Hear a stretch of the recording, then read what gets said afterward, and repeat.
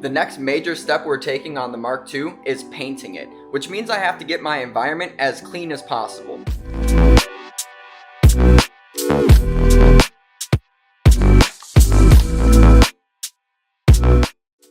So the first thing I'm going to do here today is remove the front subframe from the Mark II so I can put in a powder coated black subframe that I have. And you might ask, how is this going to help me clean up the shop? Well, right now the front suspension on the Mark II isn't bolted up tight because of the fact that I was going to change out the subframe, so it's really only sitting in place. So when I move the car around, it fights a lot because things aren't tight, right? So I'm going to take out the subframe, take out the suspension, put in the black powder coated one, and then get everything bolted up tight, close enough to where I need the alignment of the suspension to be for when I put on the carving heads. Right now I've got these 19-inch Vossens on here, and these are pretty much the same specs that I'm trying to build my carving heads to, minus it being a 19-inch wheel. The face is just about the same depth to where it mounts to the rotor. The offset of the face of the Vossen wheel is very similar to the offset of the carving head. By taking measurements of the Vossen wheel on the inner barrel, the outer lip, and the face offset, I can get a good idea of how I need to build the carving heads in order to fit the car close to the way I have them now. It looks like with the 8-inch barrels and the 3.5-inch lip on the Vossen, I'll be able to get away with a 7-inch barrel and a 3-inch lip on the carving head with the difference in the offset of the face. So with all that being said, let's pull out the subframe. First, we're going to go visit Corey. Alright. Hello! There's Nick and Corey down there. They just brought back Nick's Z31. They're doing a restoration on it. I just grabbed my super clean and the hose because this subframe is covered in body filler dust. So I'm gonna go wash it off.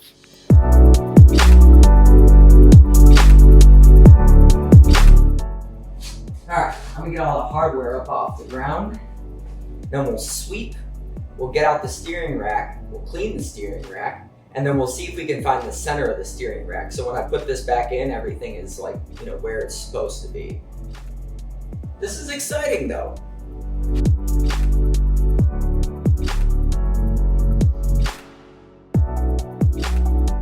There we go, nice and clean. Maybe this wasn't powder coated. I feel like the dude who I bought the car from told me it was, but honestly, just looks like OEM paint. It doesn't matter though, because it's really clean, and the one that's on the car now, well, you'll see it in a minute. All right, this thing looks pretty crusty, so let's go ahead and saturate this, and I'm just gonna let this sit for a while. There's no urgency to get this back in, and I gotta go clean up from the other subframe, so I'm just gonna let this sit here and soak. I'm also gonna grab a plug to put in that opening right there so I don't get any water in there. This is so crazy. For those of you who have been around since the channel started, you know that I only had the G35 and the 240SX before. Now I got these, and a forklift. This is so exciting. If you've been around since the beginning, which was only like 5 years ago, 4.5 years ago, you know how much progress we're making, man. This is exciting. Not where I want to be yet. I got a shop, got a couple dailies, working on a Mark II project car. I just want to take a moment to thank all of you guys for always supporting me, right? There would be no way I would be motivated to keep making videos all the time if you guys didn't make me feel motivated to do it, right? You guys make me feel like there's a purpose behind making the videos. It is something I enjoy doing, right? But the fulfillment comes through seeing, the things that you guys say. So just like to take a moment to thank all you guys for all of the support you give me, because recently we just went over 40,000 followers on Instagram. We just went over 300,000 followers on Facebook. I don't really like to use the word follower. I would more rather say the word supporter, because that's what you guys do. You support me and you make this worth it. So thank you so much. If you guys ever wonder why making content is so hard, it's because, well, I'm the only person here right now, and I gotta record myself taking off the fender and getting it outside. We'll take you guys through a quick cut transition. All right, I'm carrying the fender. Look at me right now. Carrying the fender, got the camera in my hand, going outside. See, normally I would clip out all this dead space, and then as soon as I put the fender out here, I'd probably set the camera up out here and record me setting the fender on this right here. And then all you guys would see is me taking it off and then setting it on there. It's editing. It's how it works. Let me show you.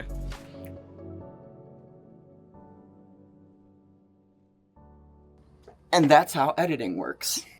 Oh yeah, and for those of you telling me my fender isn't gonna stay on the car, I'd like you to tell me what you see there. Look at those dimes. Mm-hmm. All the way through. That is good, solid penetration. Whoa, whoa.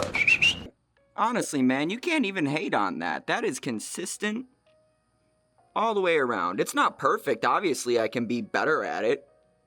Right, but that's pretty all right. I wouldn't say that's a bad job. On the other fender, I went ahead and ground it back. All this extra lip, I take that off back to the actual weld.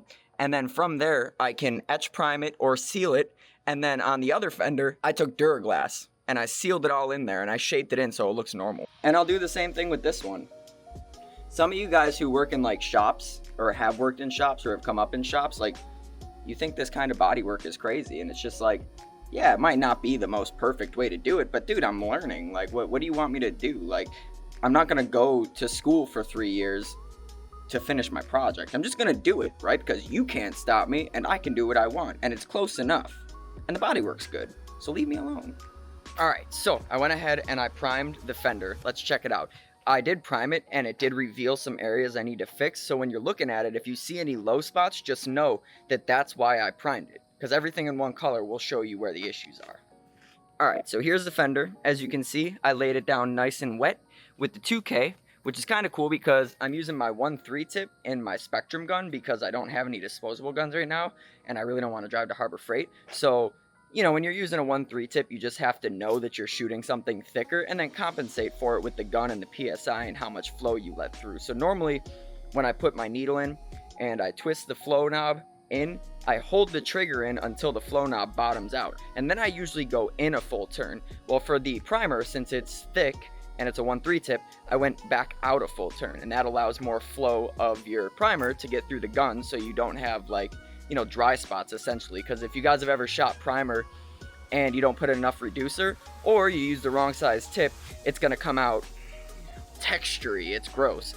But if you know what you're doing with primer, sometimes you can get away with like upping the fluid more and just like blasting over that. You're just gonna create a little bit more work, but it is primer, which we always sand and block, so it's not a huge deal. But this turned out good, because with all those variables that I just explained to you guys, that would stop it from coming out really well. So I do see that I have to rework this area up here a little bit. There's a hard line that runs along right here. It's pretty ugly. Got to get rid of that. And then I noticed a low spot here and a low spot here. This is like a dent that was in the fender previously. And then I have to finish blending in this area where I bent the fender out and welded it on. But that's not a huge deal. And I definitely didn't expect this to be perfect either. This is the first time I primed it. So with the initial shaping in there, it'll be easy to go back in and finish repairing it. I'm probably gonna end up taking the primer off in these upper spots just when I block it, but that's fine. If I can blend it all together, that's the most ideal scenario. Probably gonna end up putting more Durablock on here and shaping it, but we'll see. You guys know how this works. It's the end of my night, but it's not the end of the video. So I'm gonna snap my finger and I'll see y'all here tomorrow. I'm back, and look what I got. Linear Block sent me a package. Let's open it up. You know somebody has to edit these videos, right? Alright, so here's a box that Linear Blocks sent me. They make really good blocking tools for bodywork and shaping, and they sent me a starter kit to test out. So let's open it up and see if any of the tools can be used on the passenger side fender that I just finished welding the arch onto and I'm still shaping. If there's a round block in here, that'll work perfect.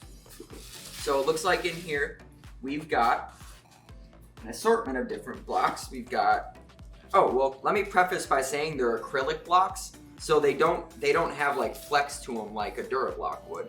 But the way I see it is different types of blocks are good for different types of applications. And I do think that there are applications where using a soft block like a Durablock is appropriate. But there's other applications where having, you know, a non-flimsy acrylic block will go a long way. So here's the nice, it looks like about a 6-inch, maybe a 7-inch flat block. And then in here we've got the same one. So you can, you know, run two different, oh wait, hold on. This one looks like it flexes, semi-flex. Okay, yeah, so this one kind of flexes. If they have cuts in them, that must indicate that it's, you know, the Flex series. So those will be good to try out. We've got another long block It's a flex block. This is like 12 or 13 inches. You can see that there, that it, you know, it has some nice flexibility to it. This is exciting. What else we got here? All kinds of flexible blocks. This is really cool. But even when this flexes, it's not gonna buckle like the foam ones can. Looks like there's almost a 2-foot one in here. This is massive. This is for like, you know what I'm saying? That's really cool. Make sure you guys check out their products. I've heard nothing but good things about Linear Blocks, and I'm really excited to try these out. But before I go, oh, they sent me sandpaper. Would you look at that? Oh, would you look at this? Yeah. Okay, hold on. PSA abrasive roll ceramic. What does that mean? I wonder what the difference between that and a standard paper is, but it looks like they sent me a few different grids. What is this? 150, 240, 320, 500. That's really awesome. Let me see this card that we got down in here so I can show this to you guys. Here we've got how to clean them with a QR code to the website where you can get more information. Shout out to Linear Blocking Tools. I can't wait to try these out. Got a cool sticker too. This will probably go on the toolbox. The problem is I don't have like a big toolbox that I know I'm gonna have for like the next like 25, 30 years. So I don't wanna stick all my cool stickers on something I might get rid of. So I always go through the conundrum of, do I use it or do I hold on to it? These are really good flat blocks though. I won't be able to use these on the arch just because they're all flat blocks, but it's not really a huge deal. I'm really excited to be able to use these on like hoods, doors, flat panels, anything like that. And then, you know, if you're gonna get really serious with body work, you can even go, you know, panel to panel, and this will keep everything uniform. These are great. Look at that. I'm very excited to try these out. All right, let's go grab my powder coated subframe from Andrew. Hello. Look at that. It looks beautiful.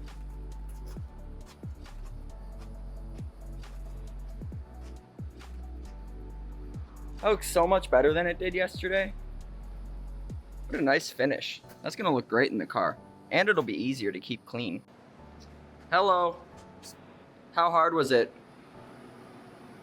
Not hard. No, it's just hot, so I'm sitting in front of the AC. With all your doors open? Yeah. Nice. It's the only way it makes sense.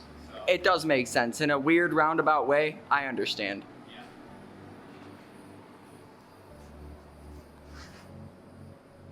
That looks phenomenal. So you guys saw that I went ahead, masked it all off, took a can of Steal It and covered the entire steering rack. So I'm gonna let that dry for a little while, probably let it sit overnight and then take off everything later.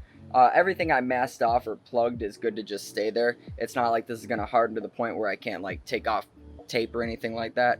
And I only really use tape in a few areas, but now it's all one color. The stuff's pretty durable and I'm excited to see how it turns out. So I'm gonna get this back inside and figure out what I'm doing next, because I got panel bond for the trunk, but when I bought it, they didn't tell me that I need a special gun for it, so I have to order the like dual caulk gun looking thing. You guys will see it. All right, so I went ahead and I got the steering rack centered.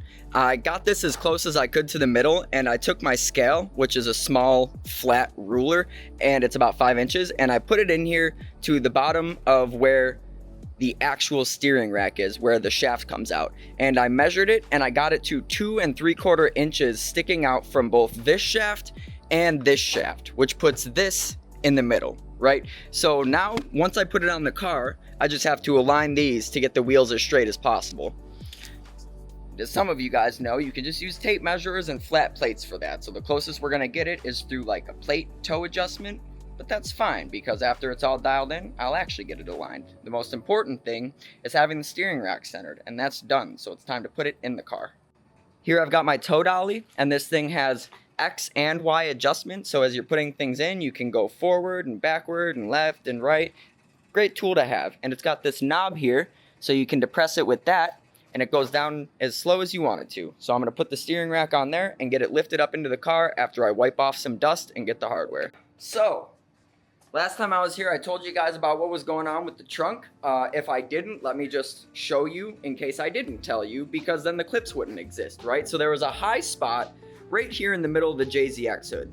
And as you can see here, without me getting too in-depth about this, there's the original paint, and then there's a lot of filler. Then there's some black paint, right? And clearly that's like a lot of filler. But what happened was there was a high in the metal, and that was because the metal panel that is the trunk separated from the frame inside, right? And that's what gives it structural rigidity, keeps it from like, you know, flexing and changing shape while you drive and hit bumps. Well, before I realized that, I took a body hammer and I tapped it down in the middle. And what that caused to happen was the middle went down and is nice and flat, but around it is not. So it blew the high spot out to the sides. So what I did after that, and I freaked out a little bit, was I looked on the inside and I realized that the panel is not connected to the skeleton of the trunk, which I just showed you guys. So I've got a 2-part panel bond right here, and it uses a really weird applicator gun. This is a 200 milliliter and a 220 milliliter caulk gun, right? And it's a 2-part panel bond epoxy. And I'm gonna use this to put some panel bond back where it's supposed to go, and then press the trunk down so it can, you know, seal back onto the skeleton. And then from there, I can block it, fill it, and then get it flat again. Because obviously this is already like filler trunk. So like there's nothing I'm gonna be able to do to it just because I'm not very experienced with like metal work, right? That's something I gotta work up to over time. And I just need to start with simple things like dents and, you know, smaller tasks that won't literally take up like months of my time trying to learn how to do the right way. Because once I dive in, it's over for me. I'm just gonna keep doing it until it's perfect. And well, this is the internet, and you guys are sick of me prepping the car at this point, and you really just want to see it done. So like that's what I'm gonna do. So yeah, long story short, let's get this applied. All right, so that's pretty much what I'm dealing with here at the shop in terms of like cleaning up and trying to get prepared to build the shop at the house. It's really just a huge mess because I got a bunch of parts that I want to keep and I got a bunch of parts that I want to sell, but I have to kind of organize everything to a point where I can have the things that I want to sell separate from the things that I want to keep. And then once I have those separated, then I can actually organize the things I want to keep in preparation for building the shop. So a little bit of a different video today, but I want to talk to you guys about what we're getting into here in the next video or two, which is going to be painting the rest of the JZX81 Mark II. We're just about finished up with all the prep. We've had some unforeseen things pop up in terms of prepping the trunk, and there were some issues with it since the trunk got imported from Russia, so I keep uncovering those issues and fixing them, but it's okay because this is the trial and error in a restoration process. So before I let you guys go, I just want to talk to you real quick about this 2JZ GTE that I got right here. As you can see, it's got a Precision 6766 turbo on it, and I also have an Infinity AEM standalone ECU and a standalone harness to go with it as well. That's valued at well over $15K, and I'm giving it to one of you guys on September 30th. That's, as of today, 31 days from now. So you guys need to go over to shopdabitat.com, pick yourself up a t-shirt. They cost $30. Every $5 you spend gets you one entry into the giveaway, and less than a month from now, or just over a month from now, one of you guys is gonna be taking it home, right? I'm gonna ship it anywhere in the country, the United States, the upper 48 or the lower 48, whichever it's called. And then one of you guys are gonna have $15,000 worth of 2J stuff to put in any car you want to, and you earned it for the cost of a t-shirt if you bought one. And if you buy more, obviously you're increasing your chances. But at a bare minimum, you could spend $30 and end up with 15 grand worth of drivetrain stuff. And to me, that is a wonderful trade-off. Plus, you're supporting my brand, my content, which you're already watching, right? Because if you've made it this far, then you clearly care about what I got going on. And you could be the difference in us being successful with this giveaway and helping take things to the next level, because each one of you guys is one person that can contribute to that goal. So get your entries in, don't miss out, and we'll see you in the next video.